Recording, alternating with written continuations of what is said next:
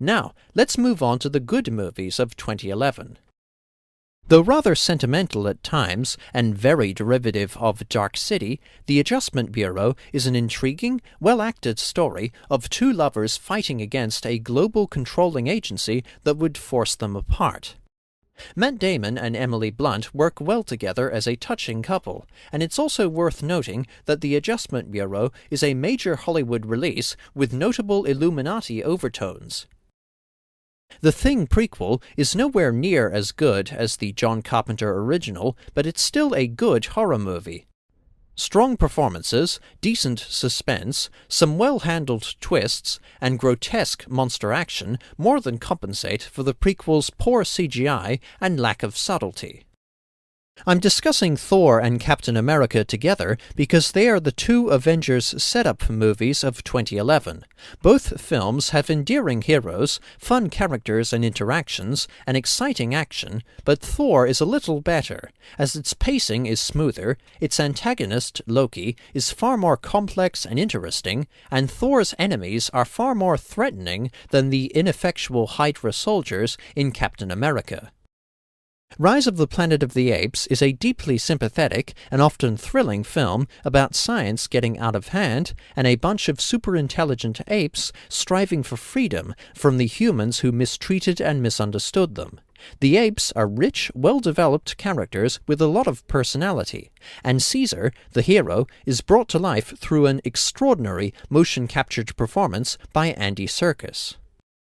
In Time, Andrew Niccol's latest sci-fi allegory, is a very good movie depicting a dystopian near future in which time is literally money.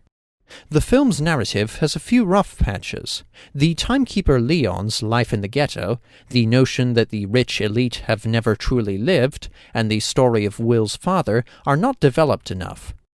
Large stretches of the film also seem to lack tension. Despite all this, I really enjoyed this movie. Justin Timberlake is turning out to be a skillful actor, and plays Will Salas, a nice, hard-working and moral hero, very well.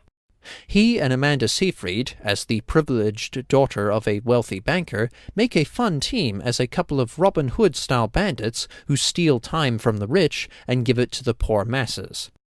Cillian Murphy is both ruthless and charming as the main antagonist. The film has stylish, pretty music and cinematography, and there are also a couple of good action scenes and several highly effective, gripping scenes of suspense. In Time is a very heavy-handed, blatant allegory for the modern financial system, but it's always uplifting to see a movie about people rising up and putting a stop to social and economic inequity. My favorite movie of the year is Terence Malick's The Tree of Life. Don't get me wrong, this film is immensely flawed. The narrative is slow and plodding, and has a lot of filler in the form of Jack's relationship with his brothers. The monologues could get very mawkish and overwrought, and Jessica Chastain, who embodies the other side of the film's philosophical coin, is underused.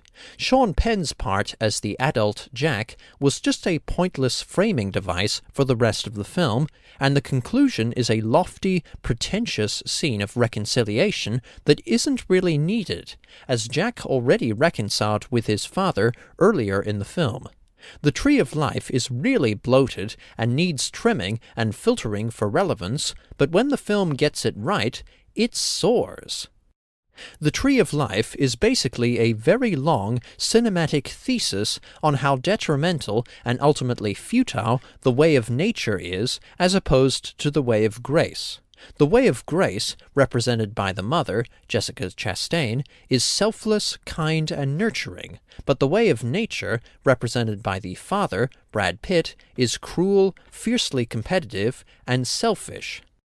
The film has long documentary-like interludes with beautiful, reverent footage of stars, galaxies, the formation of the solar system, and prehistoric life. Since I've always been a science geek, I loved these sequences. But they're not just eye candy, as Malick does a brilliant job of having these billions of years of history parallel the short, insignificant lives of Jack's family. The father does love his sons, but he is also a domineering bully. Though the way of nature gave the father wealth and power over his family, all he ended up with was a closed factory, an undesirable career path, and, most importantly, distant, resentful children. Similarly, the forces of nature produced life forms of extraordinary diversity and complexity, but the survival of the fittest was all for naught when the asteroid collided with Earth 65 million years ago, or when the planet was incinerated by the dying sun over 5 billion years later. These different scales of existence parallel each other very well, and both engage with the common theme of the way of nature and its inevitable collapse. This is why the Tree of Life is my number one pick. Once again, the Tree of Life has huge flaws, but I could not, in good conscience, put it below In Time. When lucid, the film is fascinating in the way it compares life, the universe, and everything with a small-town family. The Tree of Life is one of the most ambitious and stunningly beautiful movies of at least the past 10 years, even if it only works for about 70% of the running time. So, that was my list of the good and bad movies of 2011. I know it's pretty limited, but I can only go by what I saw. Let me know what you think of my list, and feel free to post your own responses. Thanks for watching, and Happy New Year! I wish you the best of luck for the year ahead. Cheers.